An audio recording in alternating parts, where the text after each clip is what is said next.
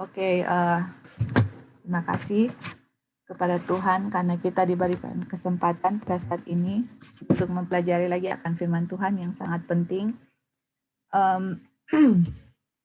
Akhir-akhir ini Tuhan menyatakan atau memberitahukan kepada kita semua, ini yang saya rasakan ya, apa yang perlu kita persiapkan untuk masa depan kita atau krisis yang ada depan kita. Selain pekabaran malaikat ketiga, kita juga sekarang lagi dibukakan satu pekabaran mengenai spiritualism, yaitu tipuan setan yang besar pada akhir zaman. Dan dibilang di situ bahwa dengan tipuan ini, orang-orang yang terpilih pun bisa saja tertipu kalau kita nggak tahu. Jadi pas kita tahu tipuannya, apa yang harus kita persiapkan, supaya pas itu datang, kita tahu gitu. Jadi kita tahu kondisi Laodikia kan merasa diri kaya, nggak perlu apa-apa, sudah tahu, padahal kita semua nggak tahu apa-apa, dan banyak sekali kebenaran yang Tuhan berikan kepada kita untuk supaya kita mempersiapkan diri kita. Dan salah satu yang kita pelajari pada saat ini adalah mengenai spiritualism ya.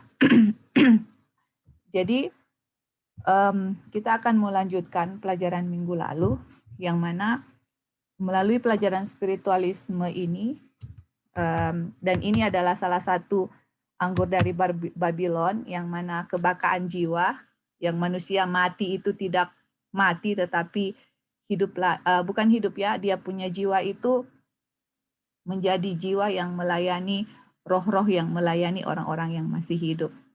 Oke, jadi sebelum kedatangan Tuhan yang kedua kali, Tuhan akan mengizinkan setan untuk melakukan, mendemonstrasikan tipuannya yang terbesar, yaitu yang kita sudah belajar pada waktu lalu, yaitu dia akan, ini malaikat, setan dengan malaikat-malaikatnya akan berperan sebagai orang-orang yang teman-teman kita, saudara-saudara kita, suaranya sama, mukanya sama, semuanya sama.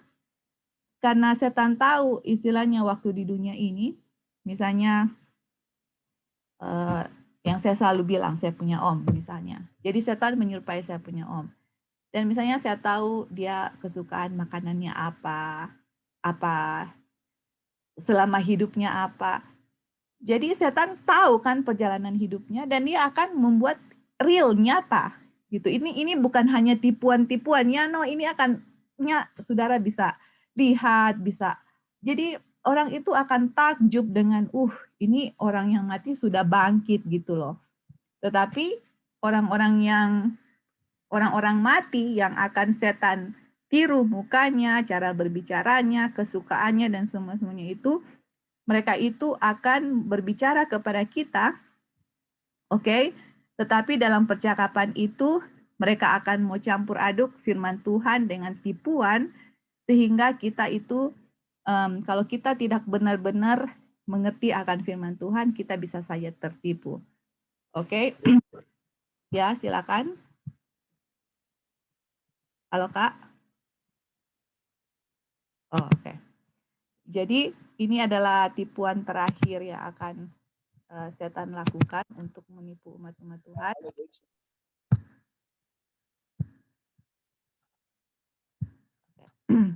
Jadi dibilang di sini bahwa kita itu harus mengerti akan firman Tuhan bahwa orang mati itu tidak tahu apa-apa, dan orang-orang yang sudah mati itu yang seakan-akan hidup lagi, padahal itu adalah setan.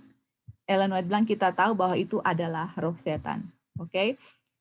Jadi kita lihat di sini bahwa setan telah lama mempersiapkan upaya terakhirnya untuk menipu dunia. Jadi pertamanya itu, jadi kita tulisin di sini ya. Jadi dia punya, ini kan, oke, kita bikin yang baru lagi aja ya, supaya kita lihat ini. Jadi ini setan ini, kita tulis di sini, ini setan, ini dia punya alfa, oke, ini dia punya omega. Jadi dia punya alfa itu di sini di Genesis, Kejadian 3 ayat 3 dan ayat 4 dan 5.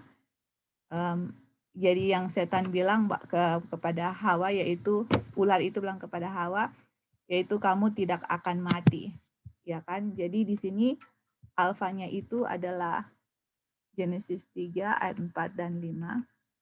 Thou shall not surely die. Thou shall not surely die. Jadi kamu itu tidak akan mati. Jadi ini adalah immortality of the soul. Oke, kebangkaan jiwa of the soul.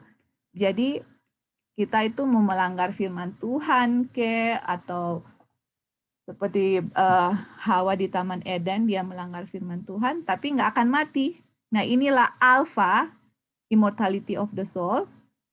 Oke. Terus omeganya yang kita lagi belajar ini, yang mana dia akan tipu, ini yang kita lagi belajar ya, yang orang-orang mati itu, setan-setan akan menampakkan diri sebagai orang-orang yang sudah mati. Jadi ini adalah dia punya omega, dan ini semua adalah spiritualism. Dan ini immortality of the soul, yang adalah spiritualism, ini adalah anggur dari Babylon, oke?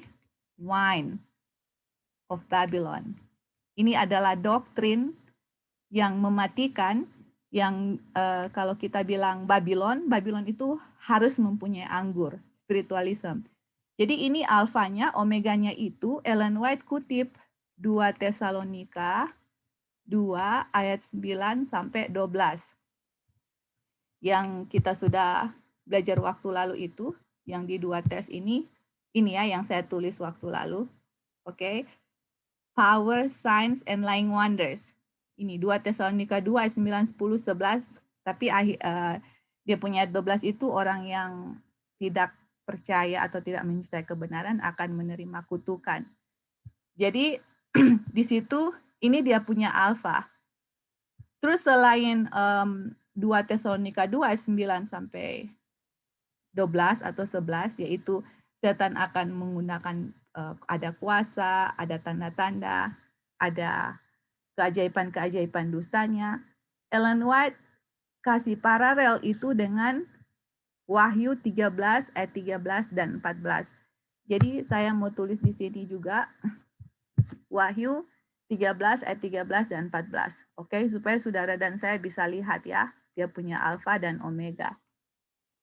Dan apa sebenarnya ini pelajaran kita mau connect dengan Wahyu 18. Apa hubungannya dengan Revelation 18? Karena dari semuanya ini Ellen White akan berbicara mengenai Wahyu 18. Oke. Jadi ini alfa. Alfa kita sudah lihat, thou shall not surely die, walaupun kamu melanggar hukum Tuhan, yaitu immortality of the soul, kebangkaan jiwa.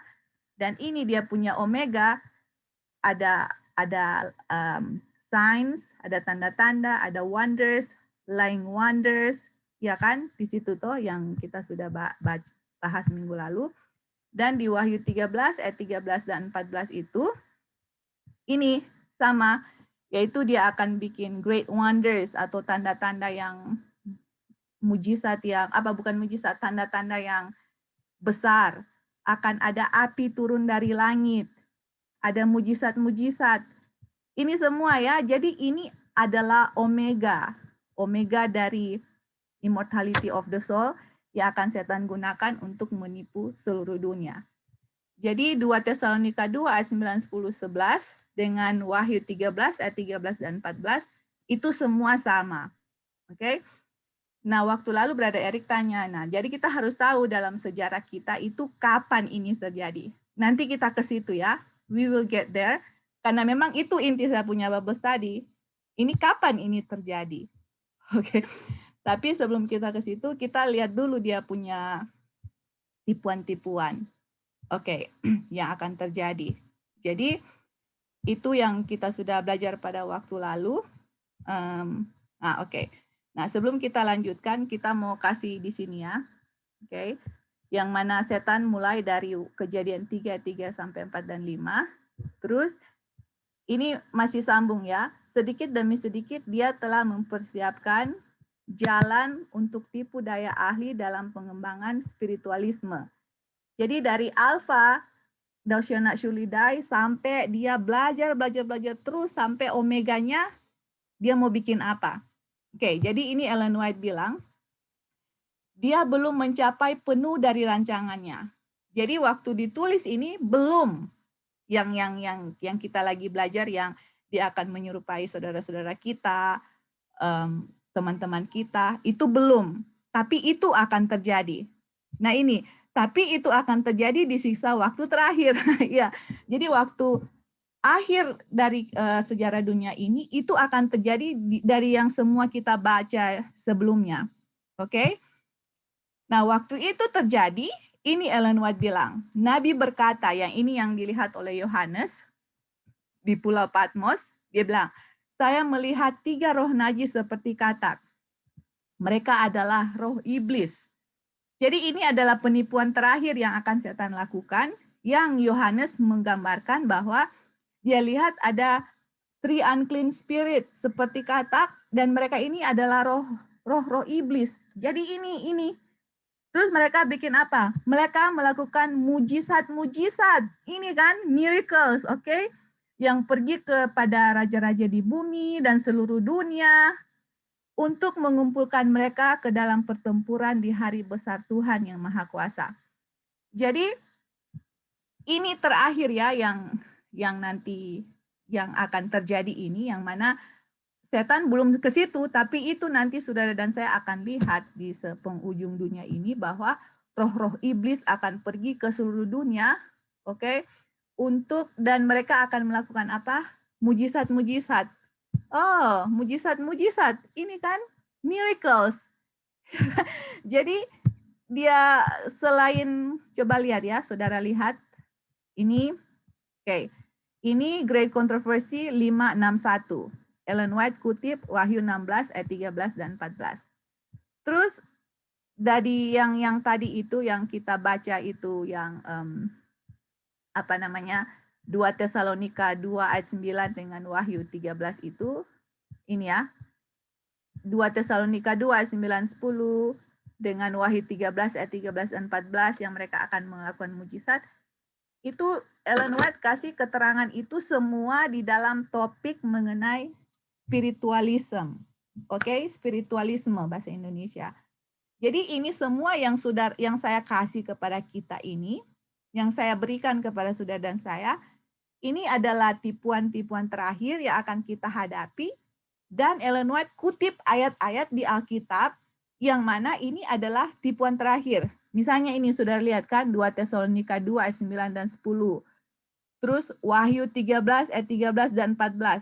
Semua kata-katanya ada yang sama ya, ada yang melakukan mujizat, ada yang melakukan tanda-tanda yang besar, yang menipu. Semuanya itu diulang-ulang di dalam ayat-ayat ini. Oke?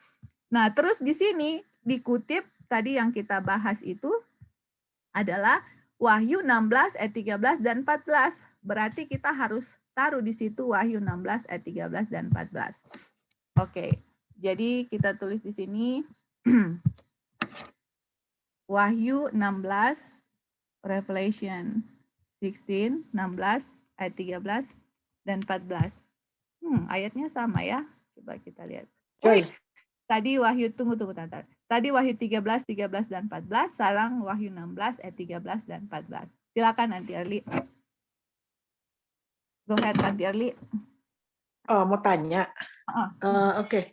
Sebelum lupa, maksudnya 3 roh najis itu sebagai lambang doang atau memang nyata kelihatan spiritualnya atau spiritual atau fisikalnya gitu. Nah, terus yang kedua itu datangnya di waktu spiritualism itu kan ya. Itu waktu Sandelo kan? Ya, nanti kita akan ke situ ya kapan ini terjadi, tapi itu kita belum kasih dia punya pelajaran kapan itu terjadi. Tapi itu terjadi. Ya, betul. Jadi itu nyata Anti Erli, itu nyata. Yang mana roh-roh iblis itu yang tadi yang kita sudah bilang itu, yang mereka akan menyerupai saudara-saudara kita, mereka akan menyerupai teman-teman kita, ya kan?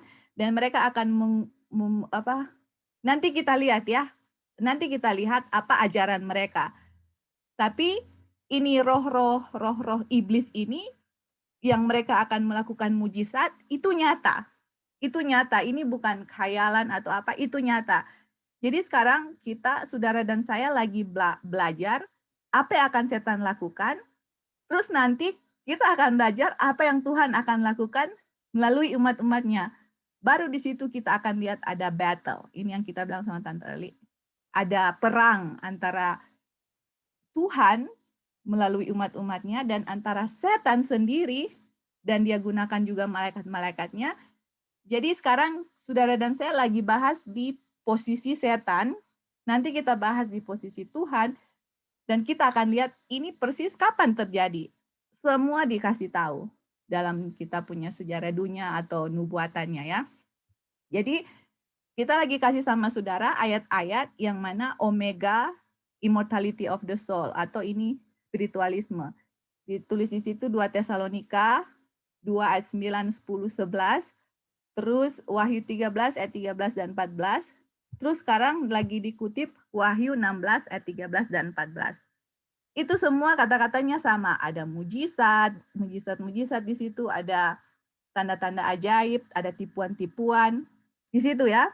Nah, jadi terus di sini dibilang kecuali mereka yang dipelihara oleh kuasa Tuhan melalui iman pada firman-Nya, seluruh dunia akan tersapu ke dalam tindakan delusi ini. Nah, makanya nanti kita akan baca di bawah yang Ellen White punya penglihatan yang dia lihat itu setan di dalam kereta api. Oke, jadi satu-satunya untuk saudara dan saya tidak tertipu, karena nanti kita pikir ini kan nanti tipuan orang dunia yang akan tertipu. No, kita sendiri bisa tertipu kalau kita tidak betul-betul mengetahui akan firman Tuhan. Ingat saudara, waktu malaikat menipu Yesus, waktu dia berpuasa 40 hari 40 malam, setan itu kutip ayat Alkitab, dia hanya tambah satu kata atau dia hilangkan berapa kalimat. Begitu juga nanti kita itu orang-orang yang mati itu, yang sudah mati terus iblis dengan malaikat-malaikatnya menyerupai mereka itu akan datang membawakan firman Tuhan, tapi mereka akan sama seperti iblis waktu dia menggoda Tuhan Yesus. Makanya kalau dia bilang, kecuali kalau kita dipelihara oleh kuasa Tuhan, melalui iman pada firman-Nya, jadi kita itu betul-betul harus menguasai firman Tuhan. Nah, tadi sebelum mulai Kak Opin tanya, jadi maksudnya bagaimana dan yang apa sebenarnya yang harus kita tahu. Nah ini, firman Tuhan apa yang saya harus tahu untuk bisa melihat akan tipuan ini. Sebenarnya sudah dikasih tahu di Ellen White bilang bahwa kita harus tahu, ini ya nanti kita akan baca di bawah, yaitu sifat manusia atau kealamian manusia waktu dia diciptakan itu bagaimana, terus state of the dead, keadaan manusia yang sudah mati. We gotta know, ini memang harus betul-betul lengket di kepala kita. Pas nanti tipuan ini datang, saudara itu nggak akan tertipu. Dan ini tipuannya ini bukan hanya tipuan kayak magic begitu. Ini real, saudara-saudara. Nyata. Nanti kita lihat ya, apalagi. Dan kutipan yang minggu lalu yang saya sudah kasih terus hilang, saya sudah taruh lagi di sini. Jadi pas sebelum mulai saya make sure memang udah ada di sini, dan puji Tuhan ya kita udah kasih di sini. Oke, jadi inilah apa yang akan terjadi nanti pada waktu omega dari immortality of the soul atau kebakaan jiwa, yaitu spiritualisme. Oke, jadi kita lihat di sini ya. Oke, di Wahyu 16 ayat 13 dan 14 yang mana Yohanes lihat ada 3 roh najis seperti katak, dan mereka adalah roh iblis. Mereka akan melakukan mujizat-mujizat dan akan pergi kepada raja-raja di seluruh dunia untuk mengumpulkan mereka dalam pertempuran besar hari Tuhan yang Maha Kuasa. Itu saya mau emphasize. Baru kita akan lihat di sini apa yang akan mereka bikin. di Wahyu 16 ayat 13 dan 14. Tapi sebelum kita baca, apa kalian ada tambahan atau pertanyaan? Ini hanya review waktu lalu. Ya, silakan. Oke, begini ya. Ya, Kak. Kita nggak tahu situasi ini yang pernah terjadi ini apakah bisa digolongkan kalau dihubungkan dengan pelajaran kita ini, apakah bisa digolongkan memang sebenarnya sudah ada sejak waktu lalu. Nah, tadi kan konteksnya akan terjadi ya, tapi mungkin yang akan itu memang real banget. Apa yang sudah meninggal dari 96 itu akan ada di depan kita ya. Tapi ini yang pernah terjadi Jo ya. Puji Tuhan kita nggak ada di situ. Jadi ada satu peristiwa di Suaan, orang ada yang namanya Teti, dia reporter di TVRI juga waktu itu, dia cukup populer, tapi dia juga karyawan Bank BCA. Nah, itu perjalanan mereka dari Bitung mau ke Manado itu terjadi kecelakaan. Jadi satu mobil tuh hancur mati, termasuk Teti di dalamnya. Nah, waktu hari dia kematiannya itu, jadi kan biasa di kampung dorang ya ada sabua, ada tenda itu, dan orang-orang datang melayat. Melayat ada di situ juga. Nah, di saat tengah malam jam 12, kebetulan ini yang cerita keluarga kita sendiri yang menyaksikan itu. Puji Tuhan kita enggak melihat secara langsung ya. Karena apa? Waktu mereka sedang main kartu, biasa mau jaga mayat itu istilahnya orang main kartu. Nah, tiba-tiba ada 2 orang dari mereka yang melihat Teti tidak ada di dalam peti lagi, tetapi dia justru duduk di dekat meja yang ada jarak sekitar 10 meter dari mereka yang sedang main. Sontak 2 orang ini lari terbirit-birit. Karena 2 orang ini lari, beberapa orang ikut lari. Jadi waktu mereka lari sampai di jalan, mau arah pulang ke rumah di bawah sana, di Suaan, lalu dalam travel mereka lagi lari itu, 2 orang lagi melihat Teti ada berdiri di pinggir sebelah jalan dengan Bank BCA itu.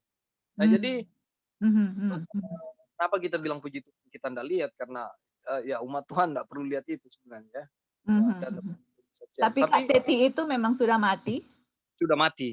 Oke. Dan dia bukan cuma satu cerita si Teti itu yang meninggal. Ada beberapa kampung peristiwa termasuk Opa juga. Ada yang lihat ada berdiri di samping inilah, di samping itu. Ada orang lain yang lihat.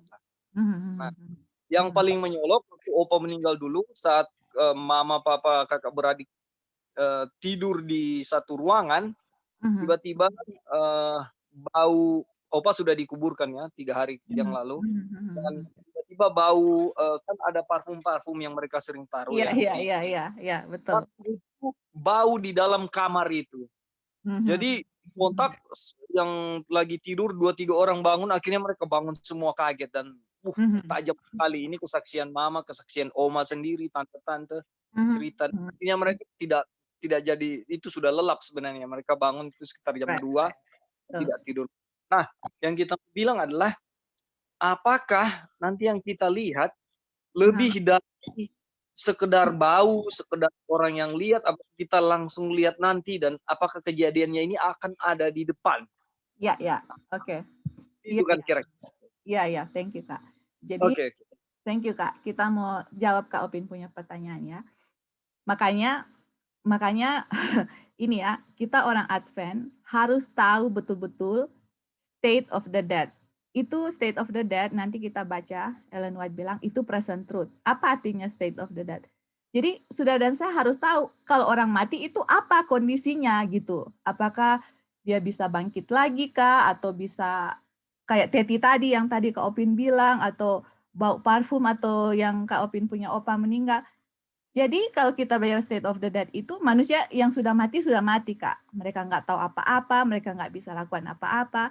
Kalaupun, kalaupun memang yang Kak Opin cerita itu yang misalnya Teti itu sudah mati, terus dia duduk atau berdiri atau whatever it is, kita harus tahu itu setan. Oke, itu setan. Dan itu nanti yang tadi Kak Opin tanya itu yang kita lagi bahas ini Kak akan lebih misalnya Teti ya, yang Kak Opin bilang, let's say yang Kak Opin punya saudara atau Kak Opin punya opa yang sudah mati. Nanti di zaman kita ini belum terjadi ya, nanti itu Kak Opin punya opa yang sudah mati, itu setan akan menyerupai Kak Opin punya opa. Kak Opin punya opa pakai parfum, baunya seperti apa, warna rambutnya bagaimana, makanan kesukaannya apa. Kalau kalian dengar saya punya suara, ini oke. Terus ini contoh, Tuhan izinkan saya meninggal misalnya. Nanti di akhir zaman, kalau setan menggunakan kita, oke, kalian akan lihat Joy, saya sendiri, saya punya suara ini, persis kalian akan dengar sama saya punya suara, saya punya rambut, cara saya berbicara, gerak-gerik, sama Kak Opin. Jadi, dan Kak Opin akan lihat itu real, nyata, bukan tipuan, oke? Tapi kalau Kak Opin lihat saya misalnya nanti ini contoh ya, kita hanya kasih contoh. Kak Opin harus ingat itu setan, oke? Setan yang menyerupai saya. Dan dia akan muncul untuk apa? Nah, kita akan lihat tipuannya itu apa. Dia sebenarnya akan muncul, nah nanti ya kita akan baca dia punya tipuan nanti di kutipan early writing supaya kita lihat apa sebenarnya yang orang-orang yang sudah mati ini, terus setan menyerupai orang-orang yang sudah mati, apa tujuannya mereka nanti? Apa tipuan apa yang mereka akan kasih supaya kita tahu, oh waktu itu terjadi ternyata ini dia punya tipuan. Tapi yang Kak Opin bilang, yang misalnya Teti udah mati, terus orang lihat dia duduk atau berdiri, atau Kak Opin punya opa itu belum yang, bukan yang dikatakan Ellen White ini. Nanti akan kita lihat itu lebih dahsyat dari itu, dan ini misalnya yang Teti itu atau Kak Opin punya opa itu hanya lokal, misalnya di Manado atau di kampungnya Kak Opin. Ini akan terjadi ke seluruh dunia. Lihat ini, yang tadi. Roh-roh iblis akan melakukan mujizat dan pergi kepada raja-raja dan di seluruh dunia. Jadi ini pandemik. Kalau corona pandemik ya. Jadi seluruh dunia akan mengalami hal seperti ini, Kak.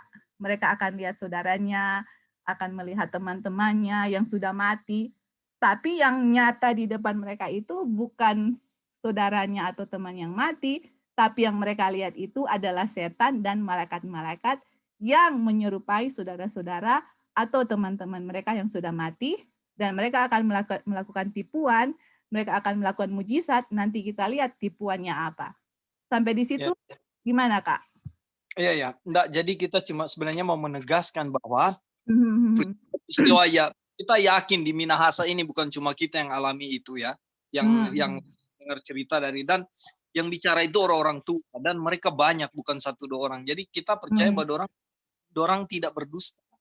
Jadi bukan cerita yang itu dan setan, itu setan, betul. Tempat-tempat lain kita juga punya pemahaman secara pribadi bahwa itu setan, itu iblis. Iya, setan itu setan. Kenapa dia bikin begitu, Kak? Karena dia mau kasih tahu ke orang-orang bahwa orang yang mati bisa bangkit kok, istilah seperti itu ya.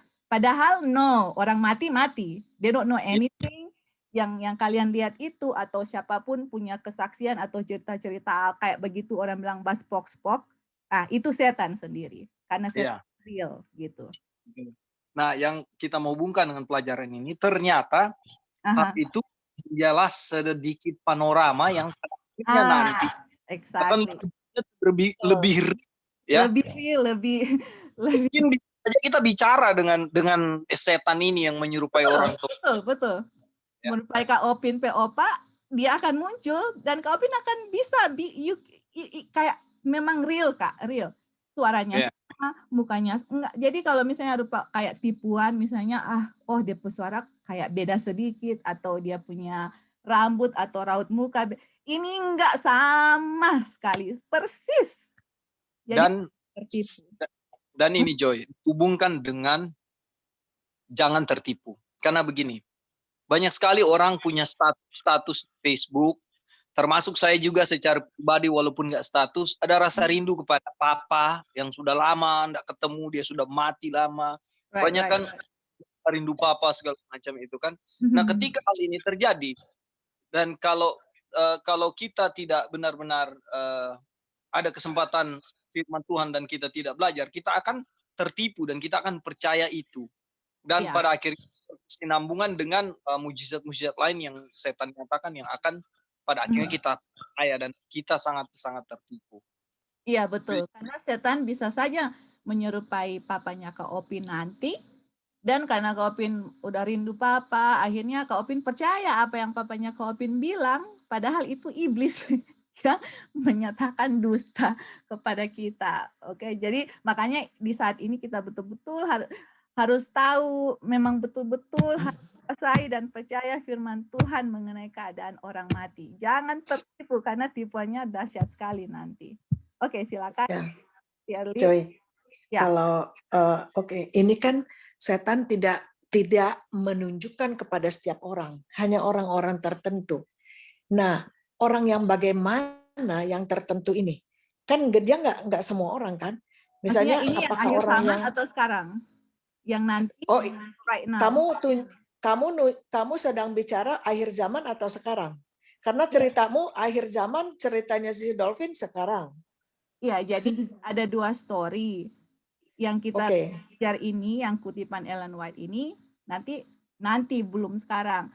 Tapi Kak Opin punya story itu ada yang orang yang tadi yang Tante dengar itu, yang dia terus itu bukan dia sebenarnya yang orang itu lihat, itu iblis. Orang setan iblis bisa menampakkan, pasti nggak bisa bangkit lagi untuk. Iya, maksudku.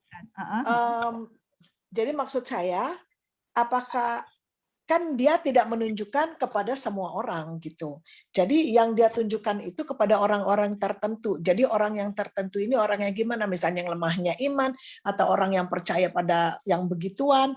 Jadi setan tidak menunjukkan rupanya seperti orang mati itu atau apa kepada orang yang takut akan Tuhan gitu misalnya. Apakah orang yang takut akan Tuhan, Tuhan pagerin gitu, dipagarin sama Tuhan, tidak diizinkan misalnya gitu. Apakah orangnya begitu? Nah, terus dan bagaimana dengan akhir zaman juga gitu, yang di akhir zaman. Oke, jadi silakan dulu teman-teman. Silakan. Oke, baik, terima kasih untuk kesempatan. Jadi memang sebenarnya spiritisme ini adalah ajaran ya, isme yang setan berikan, kemudian itu dikondisikan. Karena memang orang dibesarkan di situasi keadaan ya yang ada di sekitar kita yang meyakini dari turun temurun bahwa keadaan orang mati itu seperti itu. Dan kita dikondisikan dari kecil dibesarkan, walaupun kita dibesarkan di dalam gereja Advent, tapi sepertinya kondisi yang ada di sekitar kita membentuk ya pola pikir, membentuk cara berpikir yang pada akhirnya membuat orang di alam bawah sadar itu meyakini, walaupun orang so tahu sebenarnya itu prinsip firman Tuhan bahwa keadaan orang mati itu ketika dia mati dia non tahu apa-apa. Dia so hilang dan banyak penjelasan firman Tuhan seperti itu. Tapi di alam bawah sadar sepertinya masih mengikat. Yang orang seringkali itu gumuli. Sebagai contoh misalnya begini ya, keadaan siang dan malam. Orang kan sepertinya kalau keadaan siang itu orang lebih berani. Kalau misalnya orang berjalan di kebun sendiri, itu enggak masalah. Tapi kalau misalnya kalau dalam keadaan malam, sepertinya dengan angin yang dingin, kemudian ada pergerakan-pergerakan, ya kan? Yang menggerakkan, yang sepertinya itu kita mau lihat kaki ini ada sesuatu ini. Yang sebenarnya siang dan malam itu sama. Tapi oleh karena keadaan yang membentuk seperti itu, walaupun kita telah mempelajari firman Tuhan, alam bawah sadar kita bisa saja belum dalam kondisi di mana itu firman Tuhan itu sepenuhnya berkuasa. Dan memang apa yang dikatakan oleh Brother Dolphin tadi ya, untuk mengulang-ulangi. kebenaran firman Tuhan itu, khususnya memahami keadaan orang mati dan memahami sifat bentuk ya dari penipuan spiritisme ini, sehingga dia akan secara permanen menguasai pikiran, dan bukan hanya orang pikiran sadar ya, tapi juga di pikiran di bawah sadar. Nah, ketika orang berada dalam keadaan itu, sebenarnya sudah ada apa? Sudah ada yang bisa dibuat oleh setan untuk menggoyahkan orang keyakinan. Dan orang akan melihatnya bahwa memang benar-benar kalau pada akhirnya setan itu akan mencoba untuk menipu bahwa kuasa Tuhan itu lebih berkuasa. Karena kan ada ayat yang mengatakan begini, segala kuasa baik yang ada di atas, yang ada di bumi, dan yang ada di bawah bumi itu telah diletakkan di bawah kaki Kristus. Artinya mereka yang memiliki iman di dalam Kristus itu tidak akan digoyahkan dengan penipuan setan yang seperti itu. Jadi memang penting sekali bagi orang itu untuk mengulang-ulangi, sehingga akan sampai pada satu titik di mana sama yang Ante Erli bilang tadi, orang menjadi orang yang setan sudah bisa mau tipu pada orang, atau setan sudah bisa mau takut-takuti dengan ini penipuan yang seperti ini. Perlu itu ada dosa-dosa kesayangan yang mungkin saya masih mengikat kita, yang kemudian membuat alam bawah sadar kita itu menerima walaupun kita pengakuan kita Advent, kita so tahu bahwa itu soalnya tidak mungkin menguasai kita, tapi kenyataannya di alam bawah sadar itu berkata lain. Nah, ketika orang ulang-ulang membentengi pikiran orang dengan kebenaran firman Tuhan yang ulang-ulang orang pelajari, dan dia menjadi permanen. Karena ada ayat yang bilang, bukan ada ayat, ada satu anjuran. Kenapa firman Tuhan itu harus dihafal? Karena firman Tuhan itu ketika orang hafal, ketika orang kuasai dan menguasai orang pikiran, dia akan masuk sampai otak bawah sadar, dan semua kebiasaan, keyakinan yang ada di situ yang tidak sesuai dengan kehendak Tuhan, yang bertentangan dengan firman Tuhan itu akan diselesaikan.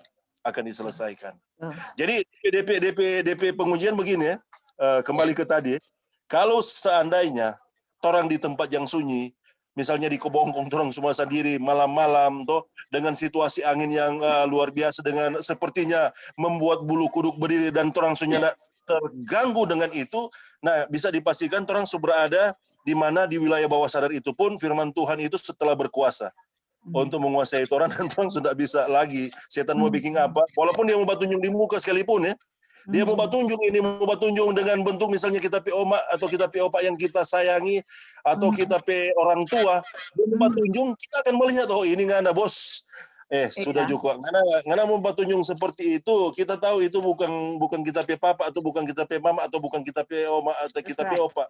Nggak usah jangan datang, pergi jangan ngana bukan orang yang ada hubungan. Nah, karena begini ya, setan itu bukan roh, dia bukan hanya roh ya. Nah, dia di penipuan ini dia akan menampilkan itu dengan secara real, iya. Secara real. Bahkan bisa diraba. Ini luar biasa, bahkan diraba bisa dipegang. Tapi kebenaran firman Tuhan yang menyatakan bahwa orang yang mati itu sudah tahu apa-apa, kemudian DP roh itu pergi pada Tuhan, kemudian dia yang mati dalam kebenaran itu seperti tidur. Tapi yang mati tidak dalam kebenaran, tidak dalam Tuhan itu tinggal menunggu ya kematian yang kedua. Karena ada kebangkitan, kan orang-orang yang tidak percaya pada Tuhan akan dibangkitkan, kemudian pada akhirnya bersama-sama dengan Lucifer dan pengikut-pengikutnya itu akan dibinasakan pada kebangkitan yang kedua, kemudian mati pada kematian yang kedua. Jadi sekali lagi yang ingin kita tekankan sini, sebagaimana yang Dolphin bilang tadi, itu firman Tuhan itu orang mesti ulang-ulangi sampai dia memang masuk di alam bawah sadar dan menguasai, dan sehingga apapun yang setan buat, dia mau mana-mana di muka, soalnya tidak akan terpengaruh orang. Oke, itu saja. Terima kasih, John. Ya, jadi tunggu ya. Jadi nanti kita akan belajar, memang akan ada pelajaran kita pingin kasih, dan orang semua belajar sama-sama mengenai keadaan orang mati. Jadi kalau udah mati kan debu kembali ke debu. Jadi kalau udah jadi debu ya, kalau kita lihat itu orang, misalnya orang yang sudah mati terus kembali kita lihat lagi, itu bukan orang itu, tapi itu setan sendiri. Oke, go ahead Kak Opin, silakan. Go ahead. Oke. apa namanya, Kak, yang mau jawab pertanyaan Kak Arli tadi. Ya, Jadi ya, begini silakan. Kak Arli, eh, yang kayak Brother Eric bilang tadi, kita dari kecil sudah tertanam pengertian ini bahwa yang datang-datang itu kita punya opa atau siapa saja yang muncul-muncul itu ya. Nah, jadi kalaupun dia hanya 1-2 orang yang bisa lihat, itu sudah cukup, nggak perlu semua yang lihat, karena pemahamannya mereka sudah percaya dengan itu dari kecil. Ya, makanya saya bilang tadi waktu saya puji Tuhan, saya nggak lihat langsung kejadian itu, walaupun saya ada di waktu peristiwa mati itu, saya ada di kampung, saya bilang, saya ada di sana, tapi saya nggak melihat kejadian pas di tempat itu. Tapi yang cerita semua paman-paman dan saksi-saksi yang lihat itu cuma 1-2 orang yang lihat. Nah, 2 orang yang lihat itu udah cukup karena semua akan oh iya itu Teti muncul. Begitu mereka semua pemain karena sudah dari kecil yang kayak Pastor Erik bilang tadi ya. Jadi makanya saya mau bilang bahwa 2 saksi itu ataupun 1 yang lihat semua akan sudah percaya karena pola pikirnya sudah seperti itu. Nah, kalau saya pribadi puji Tuhan dulu pernah ada KKR, saya masih SMP. Ada KKR yang saya duduk di depan dan saya lihat apa namanya pendeta, kalau saya lupa pendeta siapa yang mengajarkan itu, tapi bahwa seperti yang kita pahami bahwa orang mati itu sudah tidak tahu apa-apa dan itu puji Tuhan tertanam sampai hari ini di pikiran saya.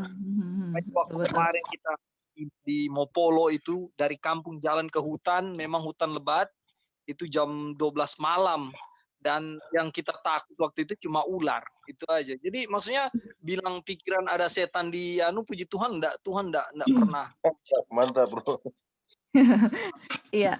Jadi thank you Kak Opin ya. Thank you Brother Eric. Jadi yang Tante Eli mau tanya juga yang kita ngerti adalah dia menampakkan diri itu kepada siapa sebenarnya. Jadi coba kalau kita lihat cerita Alkitab. Oke, di dalam Alkitab itu Saul kan pergi kepada perempuan sihir kan di Endor. Jadi Saul bisa lihat itu Samuel, tapi kalau kita tahu mengenai state of the dead, keadaan orang mati, itu bukan Samuel, itu iblis yang menyerupai Samuel. Dan juga kita lihat di dalam kutipan Ellen White itu, Ellen White sebenarnya bisa lihat Lucifer ya. Jadi apa ya namanya? Sebenarnya kayak gini, oke? Ellen White Tuhan kasih lihat Lucifer. Saul pergi lihat pergi ke tukang sihir. Jadi bisa saja kita pergi ke tukang sihir dan iblis akan memang menampakkan diri sama seperti kepada Raja Saul. Atau bisa saja seperti Ellen White kasih lihat iblis itu seperti apa. Tetapi yang kita harus tahu dengan jelas adalah ini yang tadi Brother Eric sudah bilang, yang Kak Opin sudah bilang bahwa kalaupun Tuhan izinkan, kalaupun Tuhan izinkan ada orang yang kita sudah mati, orang yang kita tahu sudah mati, terus kita ada seakan-akan itu muncul lagi, itu bukan orang yang mati dan bangkit lagi, tapi itu adalah iblis sendiri atau malaikat sendiri yang menampakkan diri. Itu kita harus tahu karena kalau kita dengar cerita orang punya cerita, banyak sekali cerita-cerita itu yang terjadi. Oke? Jadi kalaupun itu terjadi, kita harus ingat itu adalah iblis, itu bukan orang yang mati yang dibangkitkan seperti ceritanya Kak Opin atau orang-orang cerita-cerita mengenai mereka lihat ini udah yang mati sudah bangkit atau apa. No, itu adalah setan sendiri yang menampakkan diri sebagai orang yang sudah mati. Oke, gimana Aunty Erli? Terima kasih semuanya. Ya, puji Tuhan. Thank you, Joy. Thank you. Jadi kita lanjut ya, karena ini banyak sekali informasi yang penting yang kita akan pelajari di sini untuk melihat tipuan setan nanti akhir zaman. Jadi saya sendiri kita nggak tahu, kita punya pengalaman kerohanian kan beda-beda, pengetahuan beda-beda. Mungkin kalian sudah tahu, saya sendiri baru benar-benar tahu apa yang akan terjadi di akhir zaman melalui pelajaran ini spiritualism. Saya nggak pernah tahu dengan detail sebelumnya. oh ternyata itu sudah ada di Great Controversy, mungkin saya pernah baca dulu tapi nggak ngerti, sudah ada di Early Writing, pas belajar mengenai Spiritisme, Immortality of the Soul, baru, oh ya ampun ini akan terjadi, terima kasih Tuhan sudah ungkapkan, supaya kita benar-benar siap, dan tahu penipuannya, dan tahu juga bagaimana untuk menghadapi tipuannya. Oke, jadi kita lanjutkan di sini, yang mana pada hari terakhir ini kan tadi Ellen White bilang, ada 3 roh iblis, mereka akan melakukan mujizat-mujizat dan pergi kepada raja-raja di bumi dan seluruh bumi, seluruh dunia ya. Jadi ini akan terjadi secara global, seluruh dunia ini akan terjadi.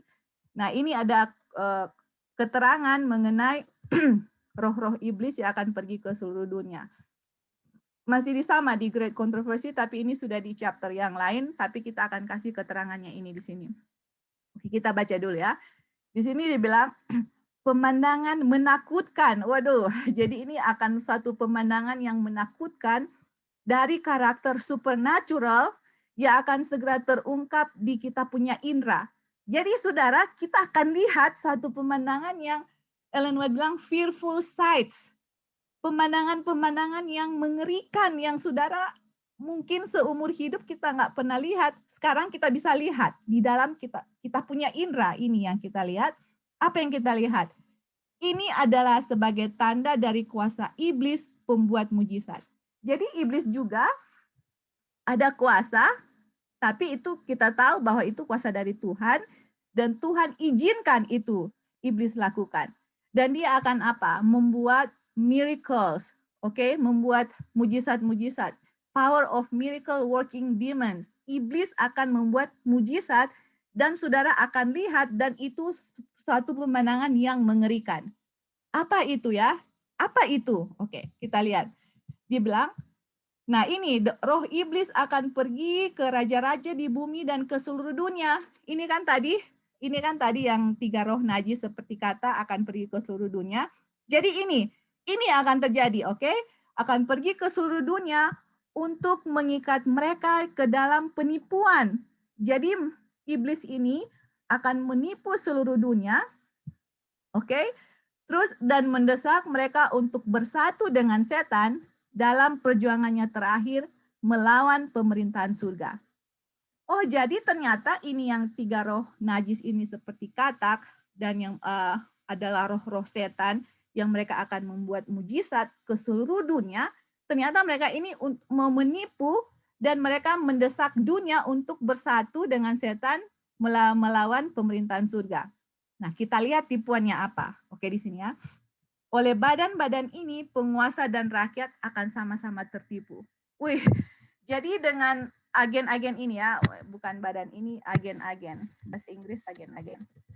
Dengan agen-agen ini, yang roh-roh setan ini akan melakukan mujizat ini orang-orang yang pemerintahan-pemerintahan dan rakyat-rakyat ini akan tertipu. Apa tipuannya? Nah, ini dia. Orang-orang akan muncul dengan berpura-pura menjadi Kristus sendiri. Nah, ini kutipan yang bukan minggu lalu. Babes tadi kemarin yang hilang, yang Brother Eric bilang, kita sudah kasih terus hilang. Sekarang puji Tuhan ada ya, ini. Jadi orang-orang akan muncul berpura-pura menjadi Kristus sendiri dan mengklaim gelar dan penyembahan yang menjadi milik penebus dunia.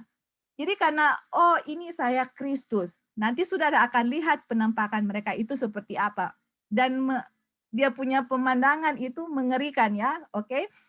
Dan karena mereka bilang, oh iya saya Kristus, makanya saya apa? Harus disembah, oke? Lanjut ya, nanti supaya kita lihat dia punya gambaran itu seperti apa.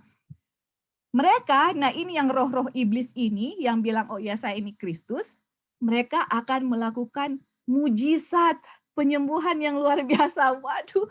Jadi saudara-saudara, makanya kan di 2 Tesalonika 2 ayat 9 sampai 11, Wahyu 13 ayat 13 dan 14, Wahyu 16 ayat 13 dan 14, itu semua kata-katanya melakukan lying wonders, miracles, ada signs.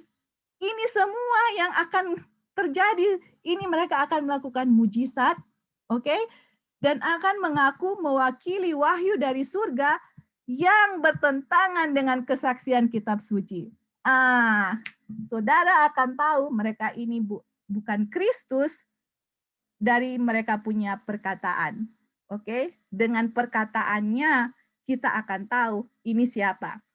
Sama seperti, makanya ini, sama seperti Tuhan Yesus waktu dicoba di padang belantara 40 hari, 40 malam. Bukan dicoba, dia berpuasa dan akhirnya dicoba oleh iblis. Iya kan? Ini setan muncul seperti malaikat surga. Tetapi kita tahu ini bukan malaikat surga, atau Yesus tahu ini bukan malaikat di surga dengan perkataannya.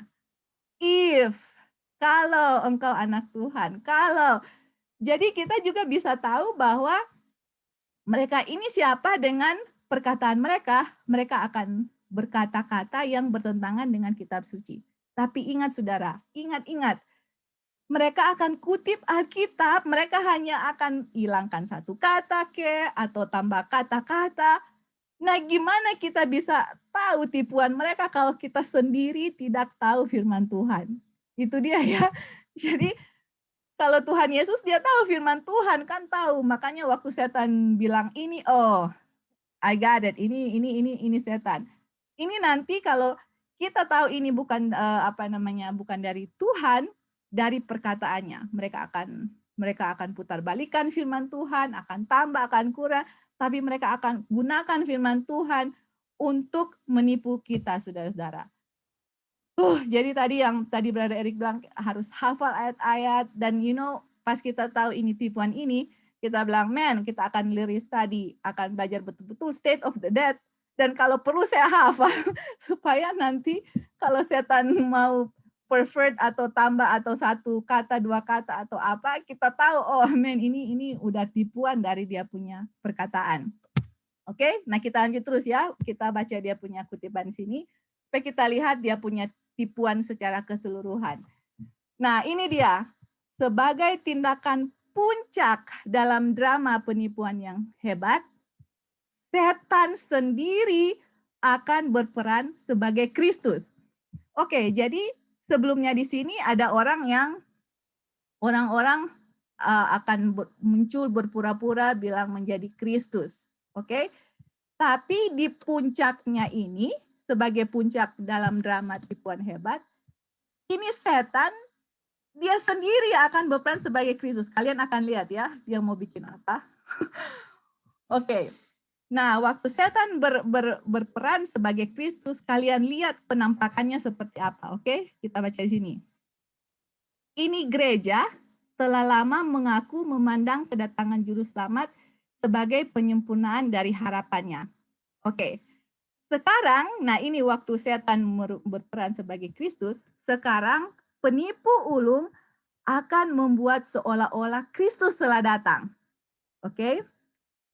Terus di berbagai belahan bumi, setan akan memanifestasikan dirinya di antara manusia sebagai makhluk agung dengan kecemerlangan yang menyilaukan, menyerupai gambaran anak Tuhan yang diberikan oleh Yohanes dalam Wahyu, yaitu Wahyu 1 ayat 13 dan 15. Kita akan baca. Oke?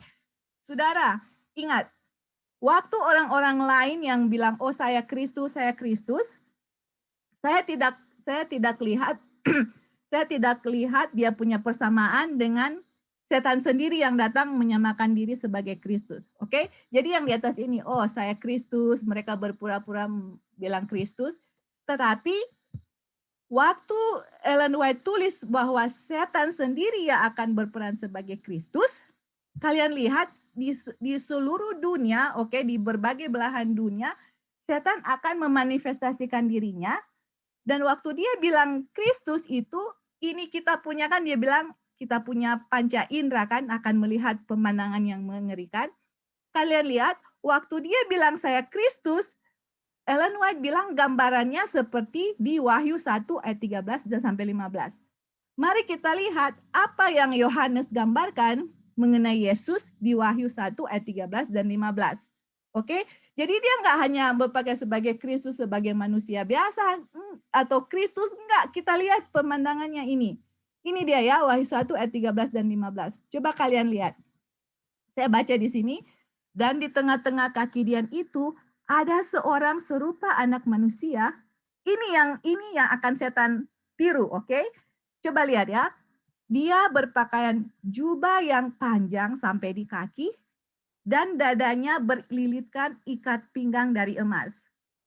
Oke, jadi setan ingat, dia akan datang pakai jubah yang panjang, oke, dadanya berlilitkan ikatan pinggang dari emas, kemudian kepala dan rambutnya putih bagaikan bulu yang putih meta, dan matanya bagaikan nyala api. Waduh, wow, jadi saudara-saudara, waktu setan datang menyerupai Yesus, dia akan Ellen White bilang ini yang dia akan serupa, dia itu akan berpakai pakaian putih panjang, ikatan pinggang dari emas, rambutnya putih, oke, dan matanya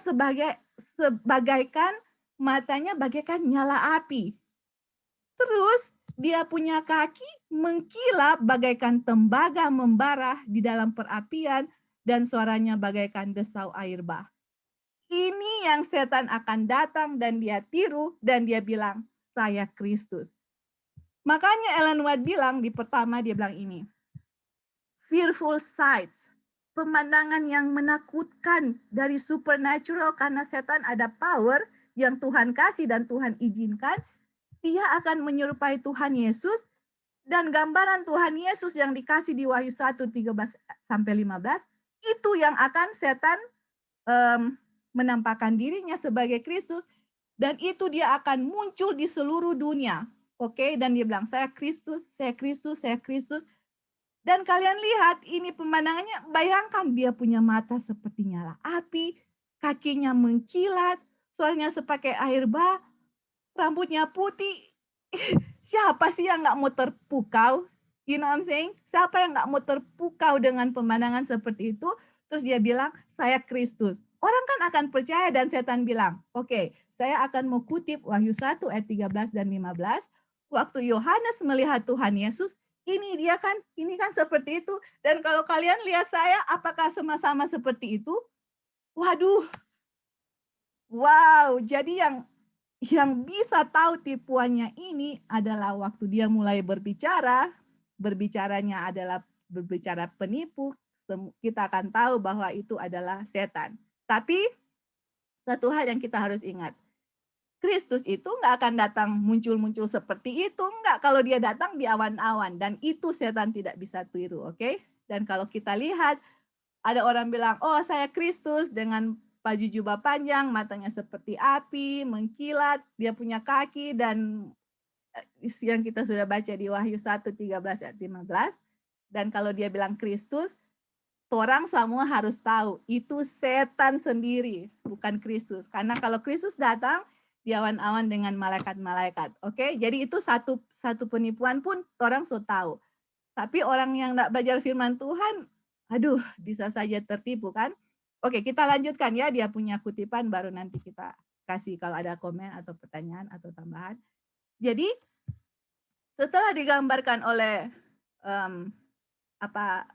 Ellen White, gambaran setan akan menyerupai Yesus nanti gimana, terus kemudian dia bilang, kemuliaan yang mengelilinginya tidak tertandingi oleh apapun yang pernah dilihat oleh mata fana. Jadi itu setan waktu menyerupai Tuhan Yesus, ada kemuliaan yang mengelilinginya, saudara-saudara, sampai tidak pernah tertandingi kemuliaannya. Istilahnya, sesuatu pun yang kalian pernah lihat itu satu hal yang luar biasa ya. Kita udah nggak ada kata-kata lagi mengungkapkan.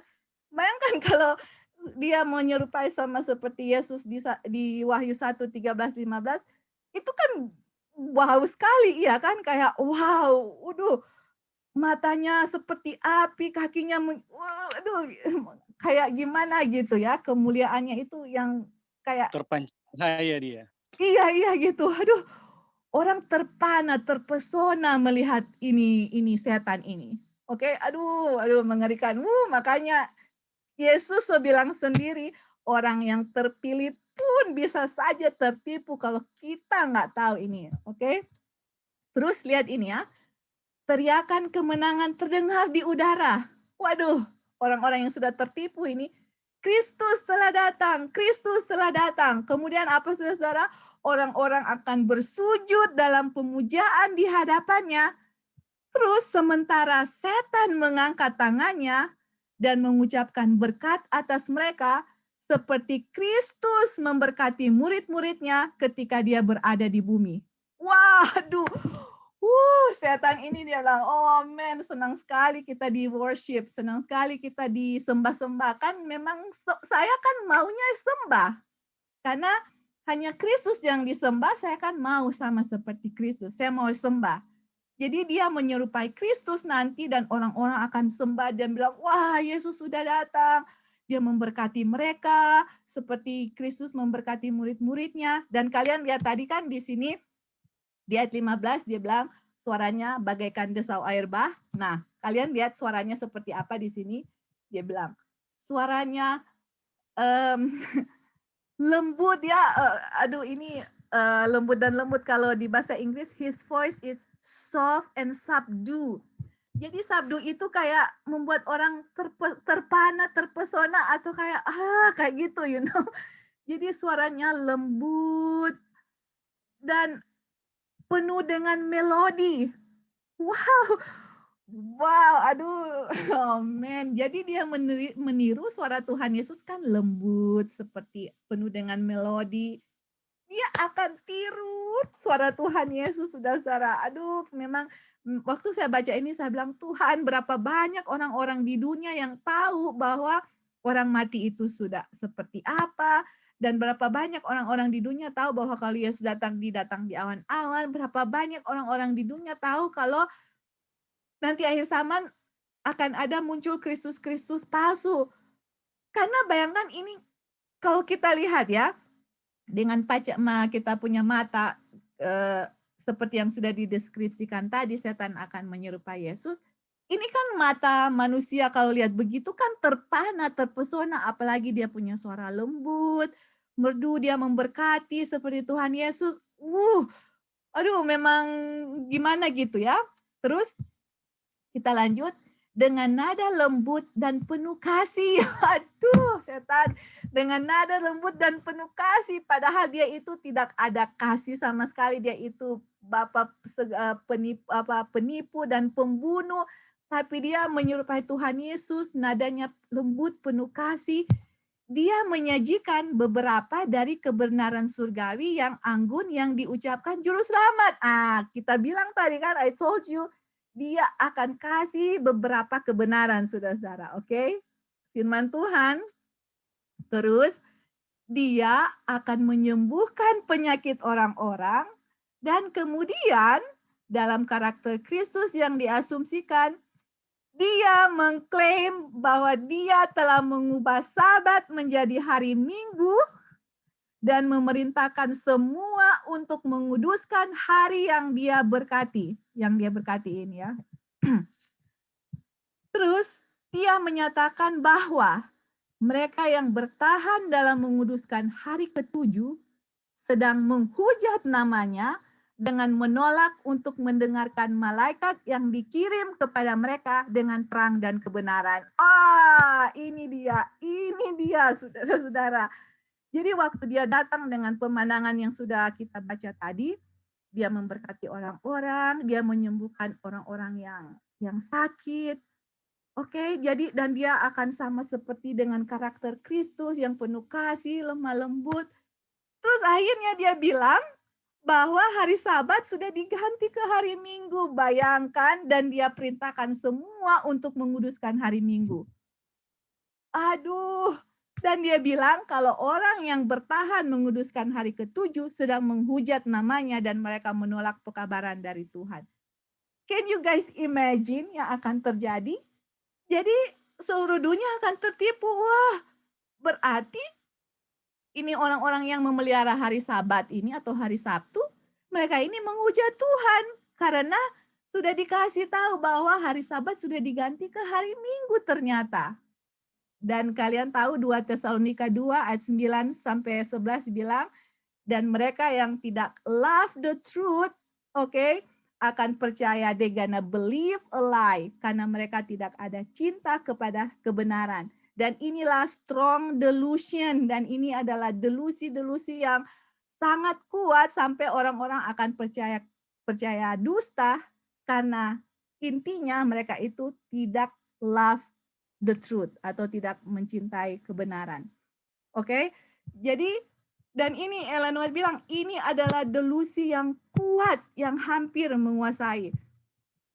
Sama seperti orang Samaria yang tertipu oleh Simon Magus, orang banyak dari yang terkecil sampai terbesar memperhatikan sihir ini dengan mengatakan ini adalah kekuatan besar Tuhan. Aduh, jadi waktu setan menyerupai Tuhan Yesus, orang-orang akan tertipu dan bilang ini dari Tuhan. Dan guess what? Karena setan bilang hari Sabat sudah diganti hari Minggu dan orang-orang yang memelihara hari Sabat menghujat mereka, menghujat dia, atau menghujat Tuhan, atau menghujat Yesus. Nah, apa yang akan mereka bikin? Mereka akan bunuhlah orang-orang yang mempertahankan hari Sabat. Makanya saudara-saudara, yang saya mau bilang ini adalah kita itu harus tahu bahwa firman Tuhan Alkitab itu adalah amen. Amen itu adalah tidak berubah. Hukum Tuhan tidak pernah berubah. Kalau hukum Tuhan bisa berubah, Hawa di Taman Eden melanggar hukum, Tuhan bilang, oke, kita rubah juga hukum supaya tidak ada orang yang mati. No, hukum itu kekal. Tidak bisa dirubah, sama seperti Tuhan tidak pernah berubah dan Tuhan tidak bisa berbohong. Apa yang dia katakan itu akan terjadi. Jadi kalau ada yang datang, forget about Satan ya, atau sekarang lah di saat kita yang datang untuk memutarbalikkan firman Tuhan, saudara, itu nanti di akhir zaman setan juga akan memutarbalikkan firman Tuhan. Jadi dari sekarang sampai nanti memang betul-betul kita harus tahu firman Tuhan, apa itu yang Tuhan katakan, dan kalau Tuhan sudah katakan itu gitu loh. Jadi nanti hari Sabat dirubah menjadi hari Minggu, dan orang-orang yang bukan dirubah, dia bilang Tuhan sudah rubah karena dia menyerupai Tuhan Yesus, dan orang-orang yang memang tidak percaya kebenaran dan menganggap Alkitab itu, mereka tidak mencintai kebenaran dalam Alkitab, mereka akan menerima delusi. Karena ini dia bilang, this is the strongest and almost overmastering delusion. Ini yang di 2 Tesalonika, they will believe a lie, karena Tuhan akan mengirimkan strong delusion sampai mereka bisa mau believe a lie, percaya akan dusta, karena tidak mencintai akan kebenaran. Jadi inilah yang akan terjadi nanti, saudara-saudara, kepada dunia. Kalau Tuhan izinkan kita masih hidup, kita akan menyaksikan peristiwa-peristiwa ini, dan kita tahu kalau ini terjadi, kita harus tahu bahwa ini adalah tipuan setan, atau setan sendiri akan menyerupai Tuhan Yesus, dan dia akan memutarbalikkan firman Tuhan, tapi dia akan mengutip ayat-ayat, dia akan mengucapkan kata-kata juru selamat, tetapi ujung-ujungnya ternyata akan bilang hari Sabat sudah dirubah menjadi hari Minggu. Dan orang yang melihara hari Sabat menghujat namanya. Waduh, anyway, oke, jadi itu yang akan kita lihat nanti, yang akan dipertunjukkan nanti. Oke, sampai di kutipan di sini, silakan, atau teman-teman menambahkan. Ya, silakan. Ya. Cuma mau koreksi sedikit. Ya. Oke, Kak Opin. Oke. Bilang nanti di akhir zaman. Joy, bukan so di akhir zaman ini. Lalu kedua bilang firman Tuhan diputarbalikkan, sekarang so terjadi. Lihat sangat jelas sekali kelihatannya. Betul. Dan maksud saya sangat jelas sekali penampakannya ya. Iya, betul. Apa yang saya bicarakan. Nah, jadi inilah makanya kalau pandangan kita berubah. Kak, tunggu Kak. Kak Opin pernah tahu pernah tahu secara detail enggak ini Kak, spiritualisme ini? Pernah tahu secara detail enggak yang ini akan terjadi nanti Kak? Enggak. Maksudnya Joy apa? Yang orang belajar ini kan detail kan, penampakan seperti apa? Maksudnya apakah orang pernah tahu, Kak Opin pribadi pernah tahu secara detail ini akan terjadi nanti yang orang baru belajar ini? Belum, kita secara pribadi belum tahu. Itu dia Kak, waktu kita belajar ini kita nggak tahu detailnya gimana. Pas spiritualisme, puji Tuhan, Tuhan kasih dengan detail sampai kita bisa tahu tipuannya. Oke, silakan Kak, silakan. Jadi kalau bilang penipuan setan ya, kita itu begini. Sekarang ini penipuan setan itu tipis-tipis, bukan tebal-tebal. Dia tidak akan bawa Sarah dan saya kepada perselingkuhan, penipuan, mendustai orang atau membunuh orang. Tuhan tidak bawa kepada setan tidak bawa kita kepada itu. Tetapi setan akan bawa kepada egois. Ketika saya egois, ya, yang saya tinggikan diri saya, bukan Tuhan, itu kan satu. Kedua, dengan egoisnya ini, ya, kita akan firman Tuhan itu salah mengerti.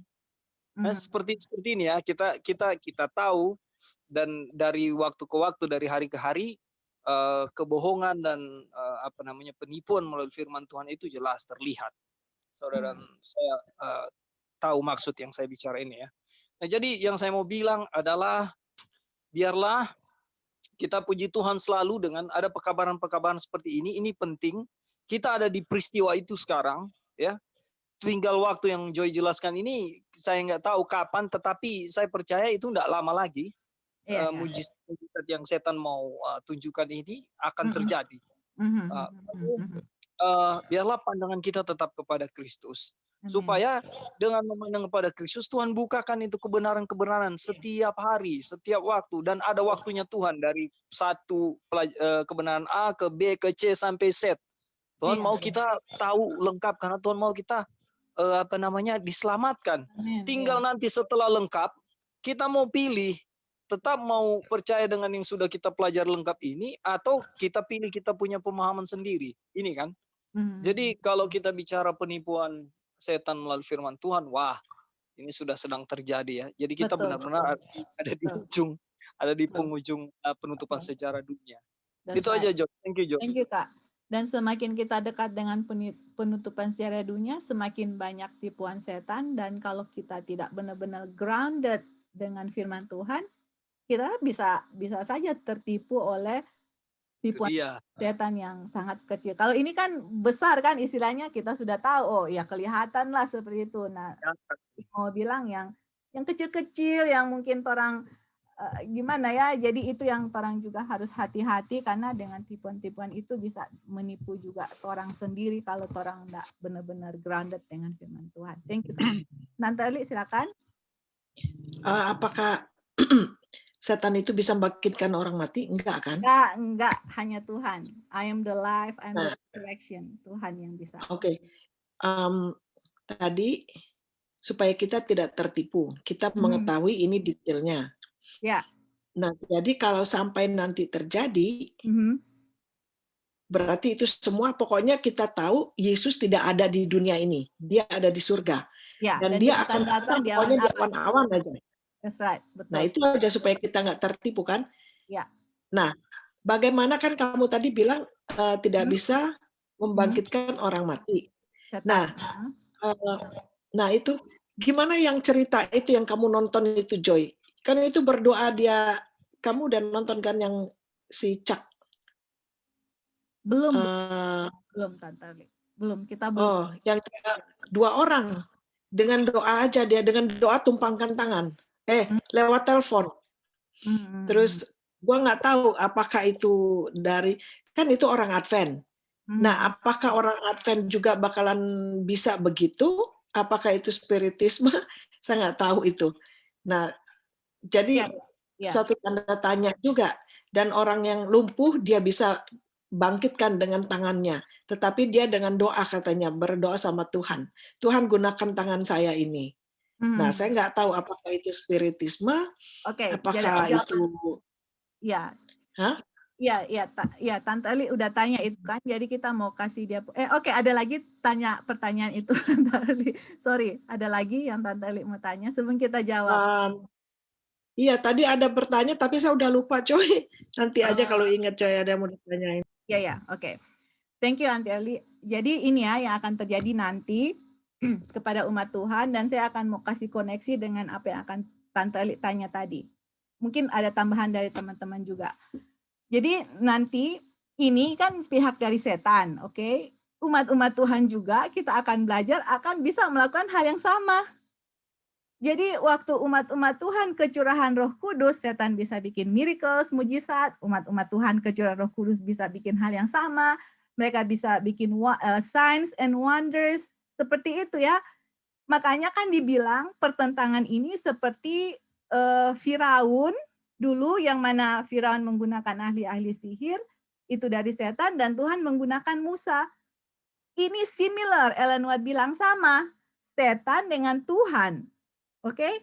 Satu adalah umat-umat yang kecurahan Roh Kudus, mereka bisa bikin hal yang sama, setan juga bisa bikin. Jadi ini battle, ada peperangan nanti. Oke? Nah, yang kita baca, yang Ellen White bilang begini, sebenarnya Tuhan itu mau mencurahkan Roh Kudus-Nya ke kita sama seperti waktu Tuhan curahkan kepada murid-murid Tuhan Yesus. Oke?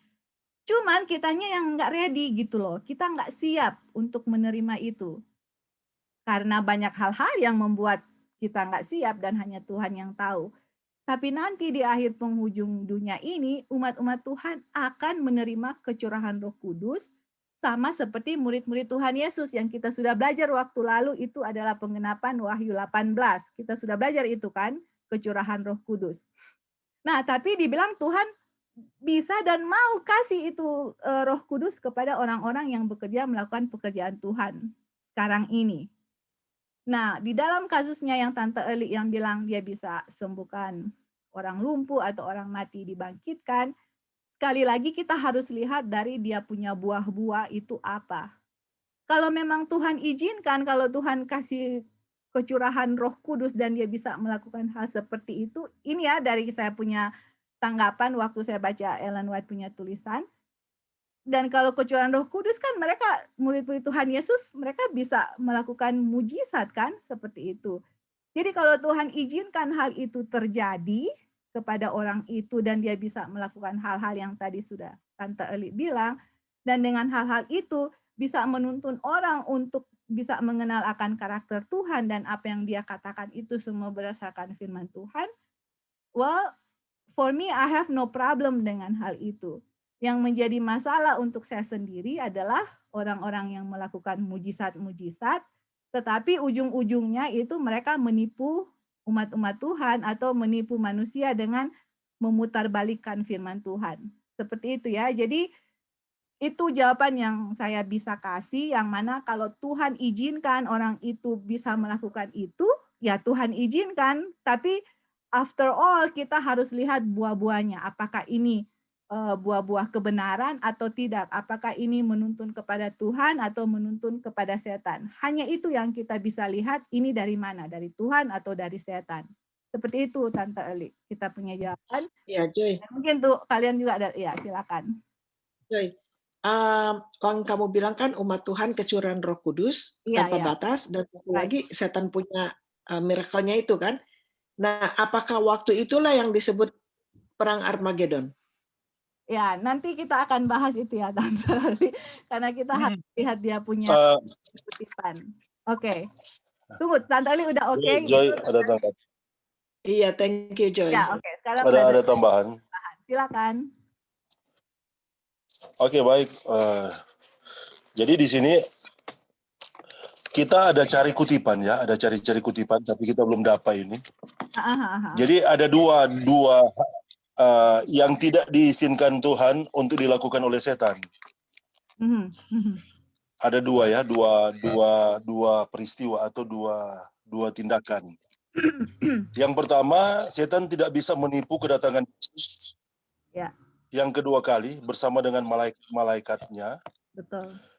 Dan yang kedua adalah setan tidak bisa membentuk debu tanah dan kemudian memberikan nafas hidup dan dia menjadi makhluk hidup. Artinya setan tidak diizinkan untuk menciptakan kehidupan. Nah, di sini memang kalau orang lihat ini ada berhubungan juga dengan Armageddon, Tante Erli. Nah, apa-apa kita angkat juga di sini. Nah, di peperangan yang terakhir itu, kita lihat ya bahwa kan setan selama 1000 tahun dan pengikutnya atau malaikat-malaikat yang jatuh bersama-sama dengan dia, Lucifer dengan malaikat-malaikat yang jatuh, selama 1000 tahun kan di sorga umat Tuhan tuh di sana milenial penghakiman milenial semua akan di sana akan dibukakan semua kemudian akan memahami betapa adilnya Tuhan dan betapa kasihnya Tuhan di sana. Nah, setelah masa 1000 tahun itu kan akan ada kedatangan yang ketiga. Nah, kedatangan yang ketiga itu akan terjadi di mana setan akan mengumpulkan prajuritnya, jadi bukan cuma itu malaikat-malaikat yang jatuh ya, dengan orang-orang yang nyanda mati dalam Kristus, atau yang nyanda mati dalam kebenaran. Lihat ya, dorang akan dibangkitkan. Dorang akan dibangkitkan, kemudian akan membentuk satu pasukan yang besar di bawah pimpinan Lucifer, dan akan berperang menghadapi Kristus dengan malaikat-malaikatnya dan seluruh umat Tuhan yang diselamatkan. Karena kan kota Allah akan turun, kemudian akan menempati langit bumi yang baru, bumi atau dunia yang sekarang yang dibaharui. Kemudian peperangan itu akan terjadi dan di sana memang dikatakan itu adalah perang Armageddon. Jadi itu akan terjadi di kedatangan yang ketiga. Tapi yang kita lihat di situ bahwa setan juga berkuasa untuk membangkitkan orang-orang yang mati tidak dalam kebenaran, tidak dalam Kristus waktu itu. Terus akan bisa lihat ya di tulisan-tulisan permulaan di sana juga dituliskan di kemenangan akhir. Jadi sepertinya di sini bahwa apa yang dijelaskan oleh Roh Nubuat tentang dua peristiwa atau tindakan yang dilakukan Tuhan yang tidak diizinkan setan untuk dibuat, itu hanyalah kedatangan Yesus pada kali yang kedua ya, dengan malaikat-malaikatnya, dan juga untuk menciptakan kehidupan. Tapi di sini Joy, kita melihat bahwa ada ruang ya, di mana setan bisa dia bisa membangkitkan orang-orang yang tidak mati dalam Kristus, yang tidak mati dalam kebenaran. Orang bisa lihat sebab itu ada di wilayah Tuhan. Itu bukan di wilayah Tuhan. Mereka yang tidak mati dalam Kristus. Nah, orang yang wilayah Tuhan, iya kan, mereka yang mati dalam Kristus, mereka yang mati dalam kebenaran, itu kan kalau di Wahyu ada tulis berbahagialah ya, mereka yang mati dalam Kristus. Karena mereka akan mengalami kebangkitan yang pertama ketika Yesus datang dibangkitkan. Kemudian masuk bersama-sama dengan orang yang masih hidup tuh, diubahkan dan dibawa Yesus ke dalam kerajaan sorga. Tapi celakalah bagi mereka yang mengalami kebangkitan yang kedua, karena kebangkitan yang kedua mereka akan dibinasakan di peperangan Armageddon itu. Kemudian selanjutnya adalah mereka akan mengalami apa yang dikatakan kematian yang kedua. Kematian yang kedua itu adalah kematian maut, kematian tanpa pengharapan, kematian yang bukan tidur, atau kematian kekal selama-lamanya. Saudara akan dibangkitkan lagi.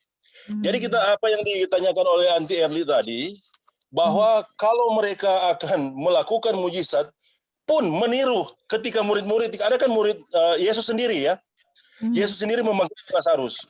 Murid-murid juga diberikan kuasa itu, Petrus membangkitkan Dorcas. Tapi yang dibangkitkan adalah orang-orang yang ada di dalam kebenaran. Tapi orang-orang yang tidak di dalam kebenaran itu DP wilayah. Nyonya White tuliskan begini kan. Ini Napoleon Bonaparte, orang-orang yang berpengaruh itu dorang ada fisik dorang. Ketika dorang bukan mati bayang-bayang, bukan dibangkitkan bayang-bayang, cuma dompe bayangan, enggak. Dorang ada fisik. Tapi yang kita lihat di sini adalah orang-orang yang dibangkitkan itu adalah orang-orang yang di luar wilayah Tuhan. Jadi luar biasa ini penipuan ini, dia nyendak tanggung-tanggung ya, dan nyendak main-main. Jadi ketika Anda bilang bahwa ada yang melakukan hal itu atau melakukan mujizat itu, bagi kita itu bisa saja. Tapi yang dibangkitkan bukan orang yang mati dalam kebenaran. Tidak mungkin setan mau bisa bangkitkan orang yang mati dalam kebenaran, karena itu adalah wilayah Tuhan. Ada kan tulisan juga Nubuat yang menjelaskan tentang kematian dari Musa. Kan Musa mati di atas di Gunung Nebo. Tapi di mayat sebenarnya tidak ada. Tapi ada ruang yang Nyonya tuliskan bahwa sebenarnya di sana Mikael dengan Lucifer dorang baku rampas. Tapi kemudian Mikael bilang, nyalah engkau. Karena kan Mikael itu adalah wujud yang lain dari Tuhan Yesus sendiri. Sebagai panglima bala tentara surga dan panglima umat Tuhan yang menjaga umat Tuhan di akhir zaman. Atau sepanjang zaman ya. Umat Tuhan yang sepanjang zaman. Jadi di sini ada ruang, memang penipuan yang sebesar itu luar biasa. Kita pernah mengalami penipuan, tapi hanya dalam delusi atau apa itu yang bisa dikatakan situasi dalam mimpi, tapi keadaan di situasi di mana kita ada waktu itu. Dan itu dalam bentuk penglihatan. Kita melihat kita petamang yang kasih yang dorang mati, dorang ada bunuh, dorang ada tikang. Kemudian kita ada di rumah sakit, ada bajaga kita pe ipar. Kemudian kita tasono sedikit karena sudah capek. Di ruangan itu kita buka kita pe mata. Kok kita lihat dia sudah di pintu. Kok dia apa panggil? Nah itu kan dalam situasi sepertinya mimpi, tapi dalam setan buat dalam situasi seperti itu. Dan kita bersyukur bahwa kita melihat bahwa itu adalah bagian dari penipuan setan. Nah, yang dia akan lakukan ketika dia akan melakukan penipuan yang terakhir itu fisik ada. Orang-orang yang dibangkitkan itu orang bisa pegang. Orang bisa pegang ya. Orang pe-opak, orang pe-oma. Tapi prasyaratnya itu yang mereka yang di dalam kebenaran. Tapi kalau mereka yang tidak dalam kebenaran, bagi kita ya dia tidak akan bisa mau klaim. Dia tidak akan bisa mau klaim. Tapi sekali lagi ya, kita masih cari DP apa ini. Ini bukan menjadi satu kesimpulan yang baku. Ini hanya tanggapan. Tapi dari apa yang dijelaskan oleh Nubuat, hanya dua hal itu yang tidak bisa setan tiru. Kedatangan Yesus pada kali yang kedua dengan malaikat-malaikatnya, dan juga membentuk dan menciptakan kehidupan. Itu yang tidak bisa dilakukan oleh dia. Iya. Thank you, brother. Mungkin bisa saya tambahkan. Terima kasih. Thank you. Baik, jadi yang tadi brother Eric tunggu sebentar ya. Jadi yang tadi brother Eric bilang yang dia akan bangkitkan itu waktu mereka mau serang Yerusalem, atau yang tipuan yang ini, yang orang lagi belajar sekarang, itu di periode yang mana itu? Oh, kalau itu yang Armageddon itu kedatangan Yesus kali yang ketiga. Orang bisa baca itu di tulisan permulaan ya. Iya. Soalnya setelah 1000 tahun, tahun, kan kota Allah akan turun kan surga. Iya. Kemudian setan akan mengumpulkan pasukannya dan membangkitkan orang-orang yang mati tidak dalam Kristus. Ini yang luar biasa, saudara-saudara. Itu akan terjadi battle di sana. Tapi Nyonya White tulis api dari langit akan datang kemudian membumi hanguskan orang semua. Thank you. Ya, itu kita mau klarifikasi karena sebelum hal itu terjadi, yang kita akan baca nanti dari tulisan permulaan bahwa setan-setan pun akan menyerupai para rasul-rasul, dan rasul-rasul itu kan mati di dalam Tuhan toh. Jadi makanya kita mau klarifikasi itu di bagian mana. Oke, but thank you. Berarti udah bilang itu nanti, berarti yang kita akan baca ini nanti ya, kita punya pertemuan next meeting, yaitu setan itu selain dia menyerupai Tuhan Yesus, dia juga akan menyerupai rasul-rasul. Oke. Anyway, nanti kita baca itu. Silakan Ebing tadi mau kasih tambahan, silakan. Baik, ada tambahan. Iya, mungkin silakan. menanggapi sedikit dari apa ya yang sudah disampaikan maupun keprihatinan dari saudara Dolphin ya. Memang ini yang disampaikan adalah pelajaran alfa omega dari spiritualism. That's right. Karena ini mencakup seluruh dunia dan khusus di dalam gereja kita ada yang namanya kemurtatan alfa dan omega. Dan ini yang menurut saya sangat memprihatinkan seperti yang saudara Dolphin sampaikan tadi. Nah di omega itu setan akan buat justru bukan dengan spiritualism ya. Tetapi kalau kita pelajari omega di akhir ini itu justru akan muncul dalam KKR palsu. Kebangkitan kebangunan rohani palsu. False revival, ya betul. Iya. Dan ini betul-betul menurut saya yang akan menahan umat-umat Tuhan untuk nggak jadi umat Tuhan. Jadi setan tahu persis ketika menjelang kedatangannya Tuhan akan memberi kuasa yang luar biasa ya sama umat-umat Tuhan, dan setan tahu persis itu. Nah, untuk mencegah supaya umat-umat tidak mengalami hal itu, apa yang dibuat setan? Setan tidak buat keduniawian. Setan tidak lagi membuat keduniawian di dalam gereja. Yang setan buat adalah KKR palsu. Kebangkitan kebangunan rohani palsu. Dan ini yang menurut saya kita perlu waspada betul-betul ini. Nah, kalau kita tidak paham betul-betul yang asli, ya kita bisa hanyut gitu. Nah, pengharapan kita satu-satunya adalah kita harus tahu persis apa yang disebut dengan pekabaran 3 malaikat. Karena pekabaran 3 malaikat ini dikatakan adalah jangkar yang sangat kuat bagi umat Tuhan. Kalau kita tahu persis ini, ya kita akan kita akan luput dari omega yang kalau menurut saya omega sementara terjadi ya untuk di dalam gereja. Nah, untuk peristiwa yang akan datang, penipuan-penipuan ini saya rasa ini ada pada periode Sunday Law, ketika Sunday Law ditegakkan. Nah, saat itu umat Tuhan yang betul-betul luput dari omega itu mengalami pencurahan hujan akhir akan bertarung dengan mereka. Ya, itu dia. That's the battle. Jadi umat-umat Tuhan akan mengalami kuasa yang luar biasa, juga menunjukkan kuasa yang dahsyat gitu. Jadi kita perlu tahu juga memang keadaan ini supaya ya tidak membingungkan lah. Iya. Nah, yang harus kita hindari adalah bagaimana kita ini jangan sampai kena pencobaan omega nih untuk gereja Advent ya. Jadi di Advent itu ada alpha, ada omega. Nah, omega itu kata-kata Ellen White itu ngeri ya.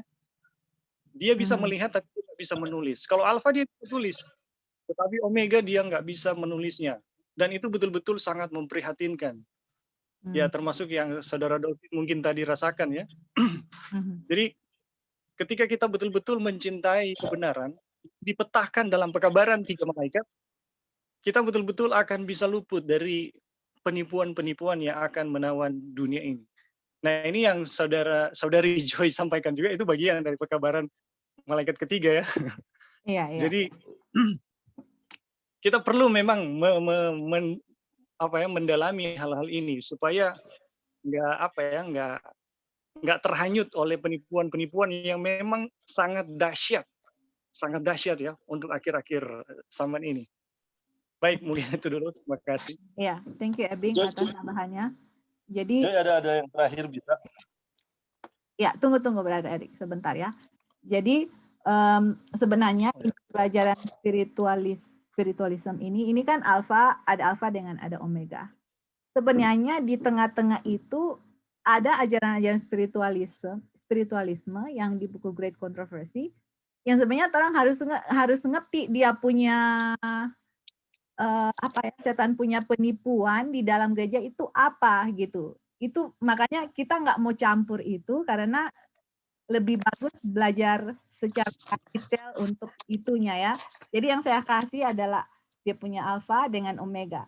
Tapi di dalam gereja, di dalam diri saya sendiri pun, saudara-saudara, sebenarnya kita percaya itu spiritualisme ya. Jadi dalam bentuk apa sebenarnya itu? Nah, itu ada dia punya pelajaran sendiri, dan yang itu yang Brother Ebing juga bilang itu adalah tipuan-tipuan yang setan kasih di akhir zaman untuk kita sendiri bisa hanyut sampai nanti pas dia punya omega pun kita bisa tertipu.